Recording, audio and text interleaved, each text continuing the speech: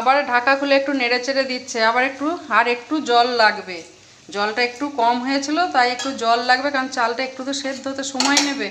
তো তার মানে ধরুন দারুণ গন্ধ বেরোচ্ছে। কিন্তু গরম মশলাও দিয়েছো এখন একটু, দাওনি? তাতেও এত সুন্দর সেন্ট বেরোচ্ছে। নামানোর আগে একটু ঘি গরম মশলা দেবে, তাই তো? মুড়ি ঘন্ট হচ্ছে এটা। কিন্তু মাকে বলেছি বড় মাছের মাথা এসেছে, তাহলে একটু মুড়ি ঘন্ট হোক। সেদিন তো একটু পুঁই ছাঁচড়া হয়েছিল, আজকে হচ্ছে মুড়ি ঘন্ট। আবার ঢাকা দিয়ে দিলে তো এরপর কি রেসিপি আসবে? আর কি এসেছে?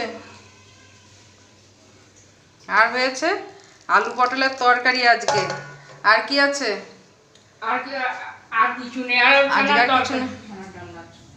এই যে ছানার ডাল, না ছানার তরকারি অবশ্য ছিল, এই আর একটু আছে অবশ্য, আরও আছে কড়াইতে।